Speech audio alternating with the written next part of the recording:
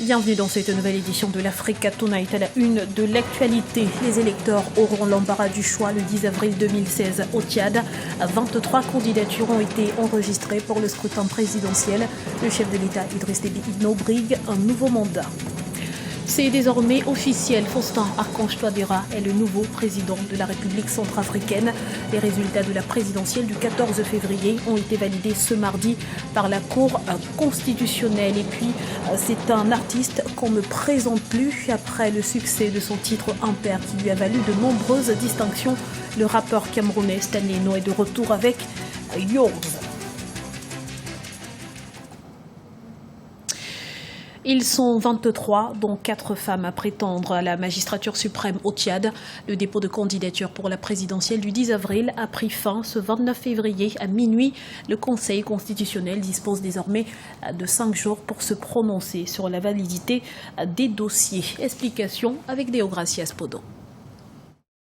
Le dépôt des candidatures à l'élection présidentielle du 10 avril au Tchad s'est achevé lundi 29 février 2016. Au total, 23 leaders politiques, dont 4 femmes, se sont présentés à la commission électorale. Ces derniers se disputeront les près de 5 millions d'électeurs qui seront invités à voter. Le Conseil constitutionnel dispose désormais de 5 jours pour se prononcer sur la validité des dossiers. Le Conseil constitutionnel, il faudrait que c'est lui qui donnera quand même la liste officielle des futurs candidats, quitte à chacun de savoir comment il va aller. Mais moi, je pense qu'il y a un problème clé qu'il faut résoudre, c'est la distribution des cartes électorales. Combien de cartes vont être reprises pour amender et corriger? Il faudrait clarifier pour permettre à ce que la campagne se déroule normalement. Dans un communiqué publié lundi 29 février, le Conseil constitutionnel avait précisé que seul un dépôt de dossier confirmait la candidature des prétendants à la magistrature suprême. Ils sont nombreux à solliciter la confiance des électeurs tchadiens. Le chef de l'État, Idriss Déby Itno, au pouvoir depuis 25 ans, est candidat à sa propre succession, représentant son parti, le Mouvement patriotique du salut, MPS. Il fera face à une vingtaine d'opposants et autres candidats indépendants, notamment le chef de file de l'opposition, Saleh Kebzabo, l'ancien Premier ministre Joseph Dadnadi, ou encore Mahamat Ahmad Alabo, candidat du PLD, le parti que dirigeait Ibni Oumar Mahamat Saleh, l'opposant disparu en 2008.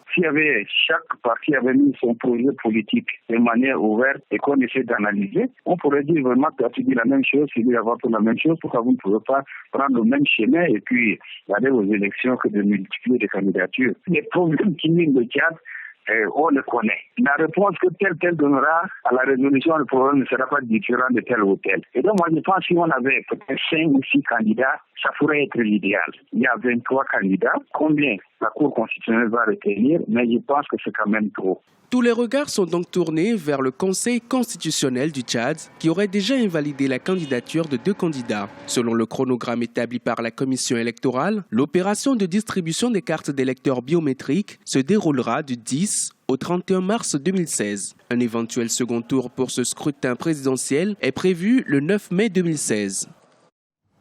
Au Bénin, alors que la campagne électorale touche à sa fin, l'inquiétude gagne les acteurs politiques.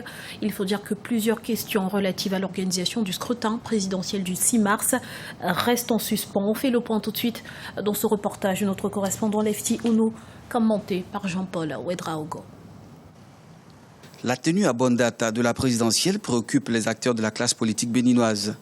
À moins d'une semaine du scrutin, les têtes de pont de l'Union fait la nation, coalition d'opposition, se prononce sur le processus électoral.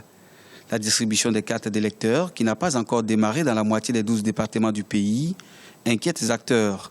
Ils fustigent le silence du Centre national de traitement, organe, qui a pris le relais du Conseil d'orientation et de supervision de la LEPI, récemment dissous.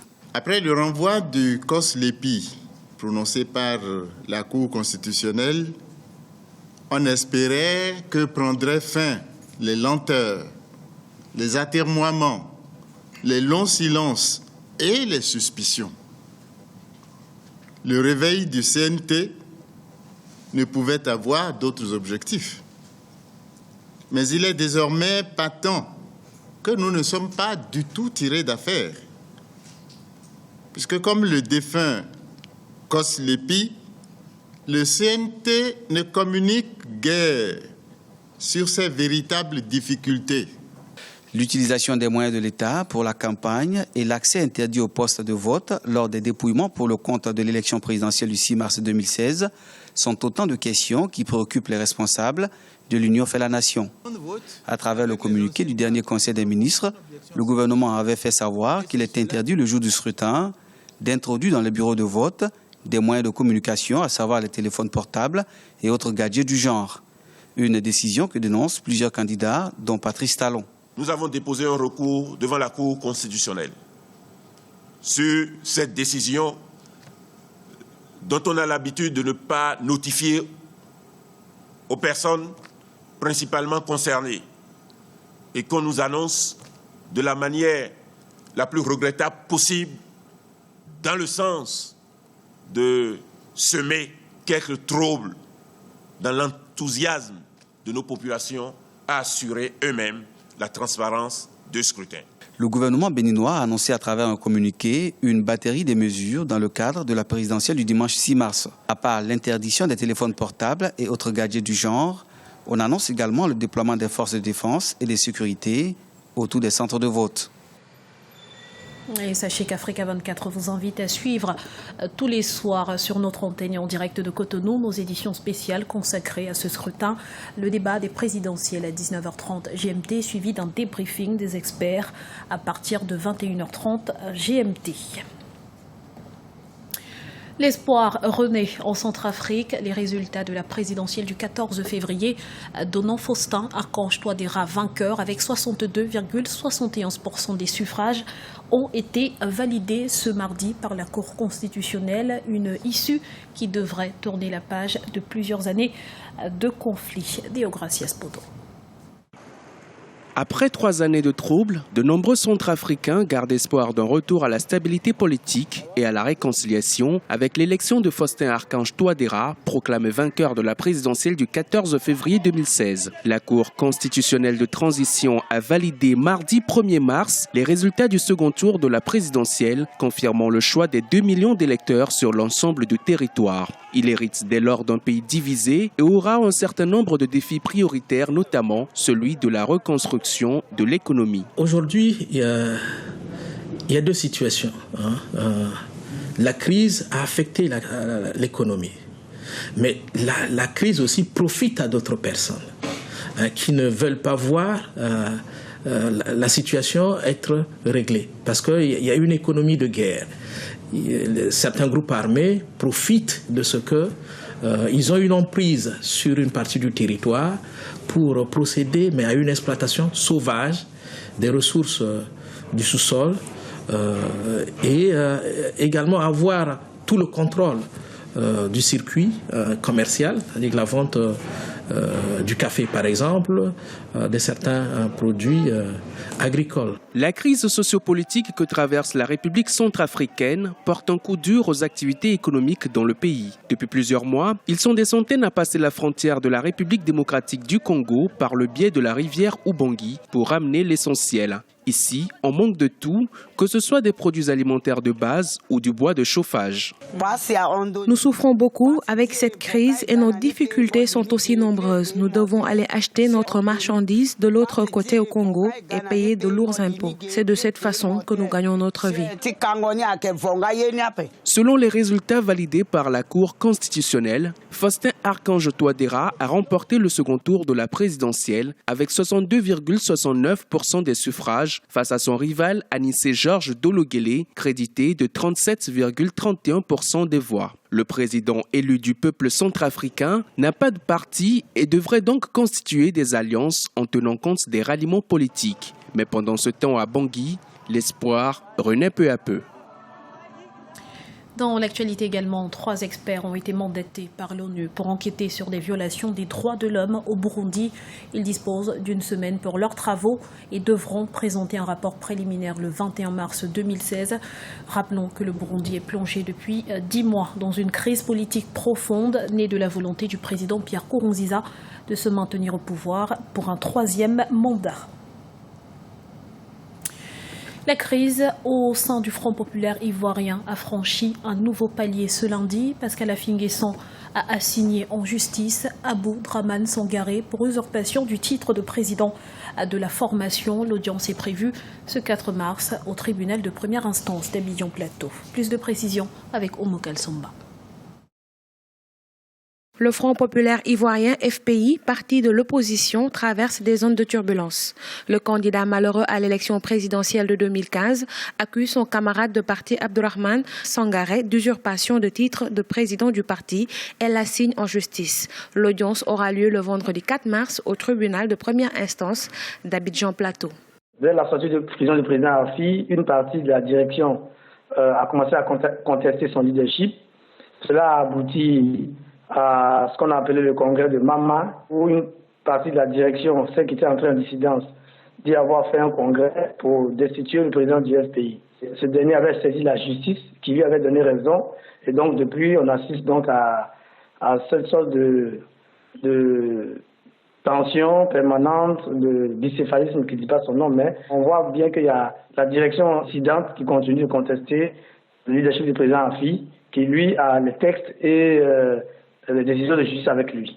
L'ancien Premier ministre sous le président Laurent Gbagbo a saisi le tribunal pour non-respect de la décision de justice rendue publique en avril 2015. À l'époque, il réclamait la somme de 50 millions de francs CFA en guise de dommages et intérêts. Selon les analystes, les remous au sein du FPI peuvent aboutir à une scission. Le président Affi et son équipe vont aux élections et qu'ils ont un bon nombre d'élus, que ce soit des députés ou des maires ou des conseillers régionaux, cela va leur permettre forcément, en étant dans le jeu politique, en travaillant progressivement, de reconstituer petit à petit le parti, même si ce ne sera plus comme il a été par le passé. Donc, cela va les affaiblir, c'est tout à fait clair, mais ça dépendra du management et du leadership du président Affi, de comment, dans les mois à venir, il va tirer profit des opportunités qui s'offrent à lui au plan national et international pour pouvoir réorganiser le parti et le faire sortir de la zone de turbulence qu'il traverse aujourd'hui.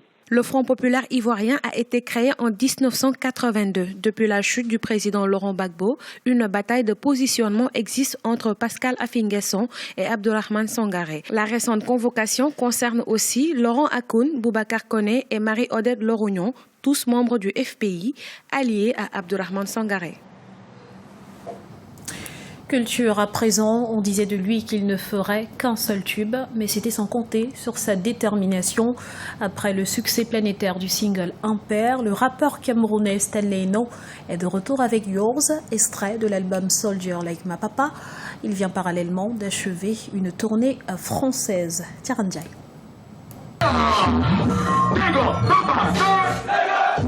Il est venu, il a convaincu, c'est Stanley Eno que l'on ne présente plus. Le rappeur camerounais fait en ce moment même son grand retour sur la scène musicale internationale avec la sortie d'un nouveau clip intitulé Yours. Stanley Eno a été le premier Camerounais à être distingué à la grande messe des MTV Africa Music Awards. Son titre Impair a fait le tour de la planète. Son nom est désormais cité en exemple lorsque l'on aborde le sujet du rap camerounais. Ces sonorités hip-hop qu'il propose sont agrémentées de messages profonds destinés à la jeunesse africaine. Mon album Soldier Like My Papa, en fait, c'est un album qui comporte 18 titres. Et moi, je l'ai préparé avec beaucoup de sérieux parce que avec un gros son comme Impair qui était mon début de single, et j'ai décidé de proposer un album qui sera varié, à la fois afro et bien hip-hop. Voilà, donc c'est un album qui parle de combativité, qui parle d'espoir, qui parle de force de travail. Donc c'est la jeunesse africaine qui avance. Le rappeur camerounais Stanley Eno est actuellement en pleine promotion de son album Soldier Like My Papa. L'artiste de Bafoussam nominé au Cora Awards 2016 dans la catégorie meilleur artiste hip-hop entend poursuivre son ascension. Au mois de février 2016, il a parcouru la France aux côtés du rappeur français Seth Gecko, une grande première pour le hip-hop camerounais.